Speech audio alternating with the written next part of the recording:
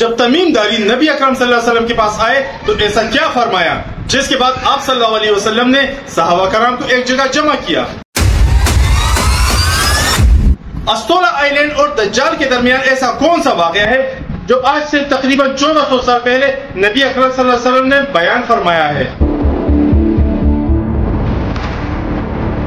دنیا کے وہ کون سے 2 بڑے شہر ہیں جس میں دجال کا داخلہ ممنوع ہے؟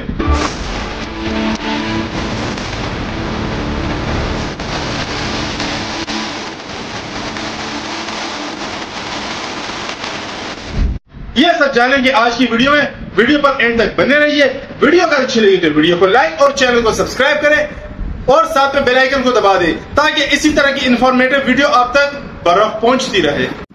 السلام علیکم دوستوں، نبی اکرم صلی اللہ علیہ وسلم نے جب نماز ختم کی اور ممبر پر تشریف لائے تو ارشاد فرمایا سب لوگ اپنی جگہ بیٹھے رہیں، اور پھر دریافت فرمایا پتہ ہے میں نے تم لوگ کو بیٹھے رہنے کے لیے کیوں کہا؟ تو صحابہ کرام نے فرمایا اللہ اور اس کے رسول بہتر جانتے ہیں۔ تو نبی کریم صلی اللہ علیہ وسلم نے فرمایا کہ میں نے تم لوگوں کو شوق دلانے یا ڈرانے کے لیے جمع نہیں کیا، تم لوگوں کو جمع کرنے کا مقصد صرف یہ تھا کہ تمیم داری جو پہلے ایک نذرانی تھا اب اس نے آ کر اسلام قبول کر لیا اور بیعت بھی کی ہے۔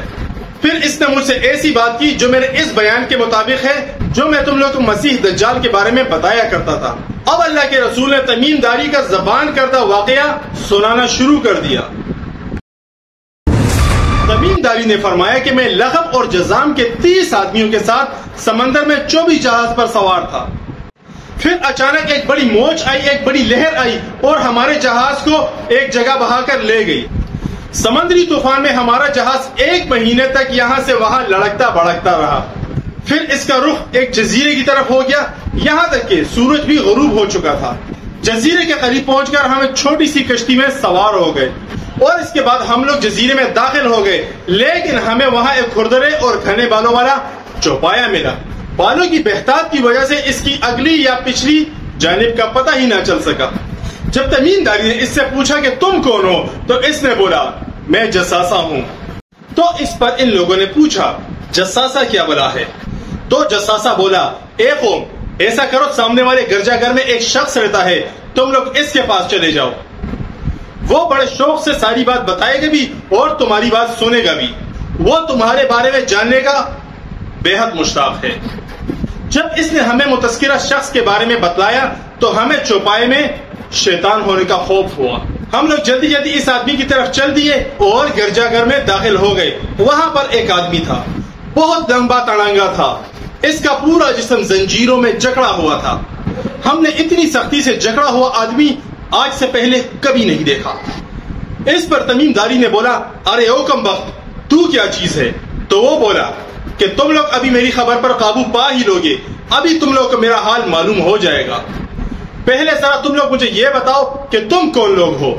اس پر تمیم داری نے کہا کہ ہم تو عربی لوگ ہیں اور ہم لوگ ایک سمندری جہاز میں سوار تھے اور سمندر کی موجیں 1 مہینے تک ہمارے جہاز سے کھیلتی رہی اور پھر کسی نہ کسی طریقے سے ہم لوگ اس ٹاپو تک پہنچ گئے اور پھر ایک چھوٹی سی کشتی میں سوار ہو کر اس گرجا گھر میں آ گئے۔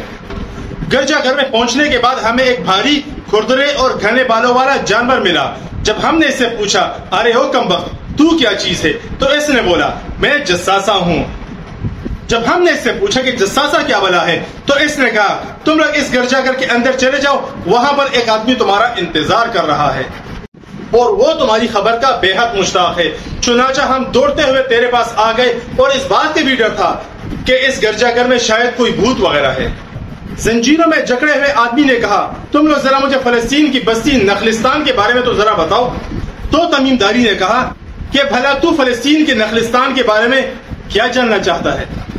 تو زنجیروں میں جکڑا ہوا آدمی بولا میں اس نخلستان کے بارے میں یہ جاننا چاہتا ہوں کہ وہ پھلتا پھولتا ہے بھی یا نہیں۔ تو ہم نے کہا جی ہاں وہ بالکل پھلتا پھولتا ہے۔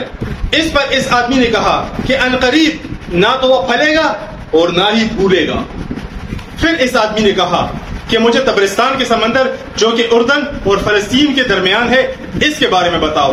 تو ہم نے کہا اس کے بارے میں کیا پوچھنا چاہتے ہو؟ تو اس زنجیروں میں جکڑے ہوئے آدمی نے سوال کیا کیا اس سمندر میں اب پانی ہے؟ تو ہم نے کہا جی ہاں بہت زیادہ پانی ہے۔ تو وہ زنجیروں والا آدمی بولا عنقریب اس کا پانی سوکھ جائے گا۔ پھر اس نے کہا مجھے شام کے شہر زغر کے چشمے کے بارے میں تو ذرا معلومات دو۔ تو تمیم داری نے کہا اس چشمے کے بارے میں کیا جاننا چاہتے ہو؟ تو وہ شخص بولا کیا اس چشمے میں ابھی پانی موجود ہے؟ کیا وہاں کے لوگ ابھی بھی اس چشمے سے کھیتی باڑی کرتے ہیں؟ ہم نے اس کو بتایا کہ اس چشمے میں بہت زیادہ پانی ہے، وہاں کے لوگ اس سے فائدہ بھی اٹھاتے ہیں اور کھیتی باڑی بھی کرتے ہیں۔ زنجیروں میں جکڑے ہوئے شخص نے ایک اور سوال پوچھا کہ مجھے ذرا یہ بتاؤ کہ نبی اکرم صلی اللہ علیہ وسلم کیا کر رہے ہیں؟ اس کے جواب میں ہم نے کہا کہ نبی اکرم صلی اللہ علیہ وسلم مکہ مکرمہ سے ہجرت کر کے مدینہ منورہ تشریف لا چکے ہیں۔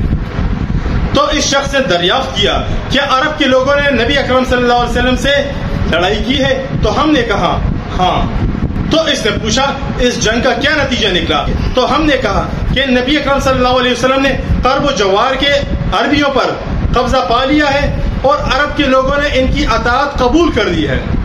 تو زنجیروں میں جکڑا وہ شخص بولا کیا ایسا ہو چکا ہے؟ تو ہم نے کہا جی ہاں۔ اس پر وہ آدمی بولا کہ یہ عرب کے لوگوں کے بارے میں اچھا ہے، ان کی اطاعت کریں۔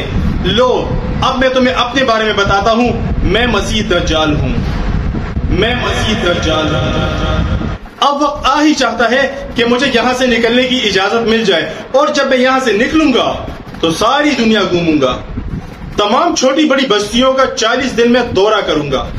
اور ہاں ایک اور بات، میں مکہ مکرمہ اور مدینہ منورہ میں داخل نہیں ہو پاؤں گا کیونکہ ان دونوں شہروں میں میرے لیے داخل ہونا حرام ہے۔ جب میں ان دونوں شہروں یا ان میں سے کسی بھی ایک شہر میں داخل ہونے کی کوشش کروں گا تو فرشتے ننگی تلواروں کے ساتھ میرا استقبال کرے گی اور مجھے شہر میں داخل ہونے سے روک دیا جائے گا۔ مکہ مکرمہ اور مدینہ منورہ کے ہر ایک راستے پر فرشتے ننگی تلواروں کے ساتھ اس کی حفاظت کے لیے کھڑے ہیں۔ اس موقع پر نبی اکرم صلی اللہ علیہ وسلم اپنے ممبر پر کھڑے تھے، اپنے عصا سے ممبر پر ٹیک لگائی اور فرمایا یہ طیبہ ہے، طیبہ ہے، یہ طیبہ ہے، یعنی کہ یہ مدینہ ہے۔ اور پھر فرمایا کیا میں نے تم لوگوں کو یہ ساری باتیں نہیں بتائی تھی؟ تو لوگوں نے جواب دیا بے شک بتائی تھی۔ اور ارشاد ہوا جب تمیم داری نے مجھ سے یہ ساری باتیں بیان کی تو یہ ساری وہی باتیں تھی جس کا میں تم لوگوں سے ذکر کر چکا ہوں اور مکہ اور مدینہ کے بارے میں بھی بتا چکا ہوں۔ اب تم لوگ آگاہ رہو، دجال بحر شام، بحر روم، بحر یمن یا بحر عرب میں نہیں بلکہ وہ مشرق بحر ہند سے آئے گا۔ اب میں تم لوگ کو بتا دوں کہ جس مشرق بحر ہند کا ذکر ہو چکا ہے اس کو استولا آئی لینڈ کہا جاتا ہے۔ استولا آئی لینڈ یہ 7 پہاڑوں کا جزیرہ ہے، اس کو جزیرہ حفظ تالاس تادیب بھی کہا جاتا ہے۔ بحر عرب پاکستانی ساحلی پٹی سے جڑا ہوا ایک غیر آبادی جزیروں کا گروپ ہے۔ یہ جزیرہ بلوچستان کے ضلع گوادر کے پسنی کے قریب ہے۔ استولا پاکستان کا سب سے بڑا آف شور جزیرہ ہے جس کی لمبائی 6.7 کلومیٹر ہے اور اس کی چوڑائی 2.3 کلومیٹر سے بھی زیادہ ہے۔ یہ جزیرہ قدرتی خوبصورتی اور منفرد جغرافیائی خصوصیات کی وجہ سے جانا جاتا ہے۔ استولا آئی لینڈ بلوچستان کے ضلع گوادر پسنی کا سب ڈویژن ہے۔ یہاں پہنچنے کے لیے پسنی سے کشتی کا سفر تقریباً 5 گھنٹے ہے اور بوٹ کے ذریعے بآسانی پہنچا جا سکتا ہے، اور موٹر بوٹ ہی اس جزیرے تک پہنچنے کا واحد ذریعہ ہے۔